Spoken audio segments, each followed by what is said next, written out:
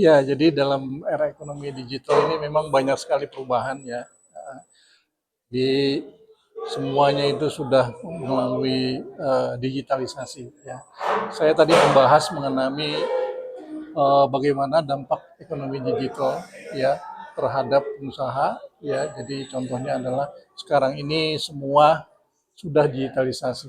Contohnya adalah bahwa surat kabar sudah tidak ada lagi, kemudian CD sudah tidak ada lagi, kemudian sistem perbankan juga sekarang, zaman saya dulu itu pakai wesel dan lain sebagainya, sekarang sudah lebih canggih, ATM pun sekarang sudah sepi ya, karena orang sudah memakai apa namanya banking dan melalui handphone dan lain sebagainya. Itu itulah tantangan digitalisasi, bagaimana kita ini benar-benar bisa beradaptasi ya. Kalau kita bandingkan dengan negara-negara lain, sekarang sedang ribut masalah diluncurkannya DeepSeek ya, DeepSeek oleh China ya, di mana ini adalah artificial intelligence software yang benar-benar mengguncang dunia ya, lebih murah, lebih praktis ya. 3 bulan yang lalu Nvidia menguasai isu global dengan value ya sampai 2000 triliun US dollar. Sekarang dengan munculnya DeepSeek, Nvidia turun. Nah, ini bagaimana kita menghadapi hal ini ya. Generasi muda kita harapkan benar-benar bisa belajar, bisa beradaptasi ya, dan bisa menyesuaikan diri untuk terus belajar mengenai digitalisasi ini ya. Kemudian kami juga tadi membahas bagaimana persiapan daripada mahasiswa untuk benar-benar menghadapi era digitalisasi ini. Ya, digitalisasi ini mahasiswa harus benar-benar mempersiapkan diri. Kita membahas tadi mengenai mimpi mahasiswa, ya. Dia harus mempunyai mimpi yang besar, harus mempunyai apa namanya, harus lebih dari yang lain, harus benar-benar bisa berkontribusi kepada bangsa dan negara. Karena kalau kita lihat negara kita sekarang ini hanya sebagai konsumer. Contohnya adalah bagaimana iPhone 16 dilarang untuk memasarkan di Indonesia, ya, iPhone 16. Tetapi kenapa kita tidak dipilih untuk menjadi tempat berinvestasi? Karena banyak faktor, ya. Mungkin digitalisasi kita juga kurang, kepastian hukum kita kurang, tenaga kerja kita juga masih kurang, politik regional juga kita masih kalah dengan Vietnam.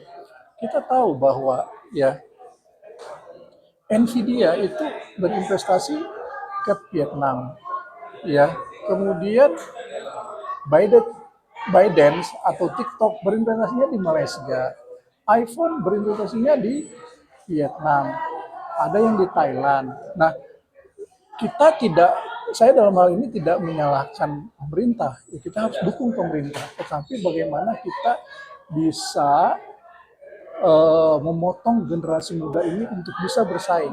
Caranya dengan apa? Caranya adalah dengan pendidikan yang lebih baik, kemudian dengan optimisme yang lebih baik, dan dengan perbaikan IQ mungkin ya, karena programnya Pak Prabowo itu kan bagaimana makan gratis itu untuk bisa menciptakan generasi-generasi emas di masa datang.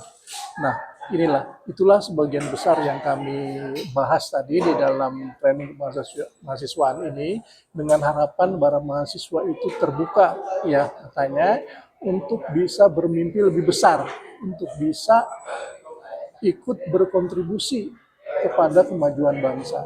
Ya, kita tahu bahwa sekarang ini ada isu Indonesia gelap lah, kabur saja ke negara lain lah dan sebagainya. Apakah itu merupakan suatu penyelesaian generasi muda? Saya rasa tidak.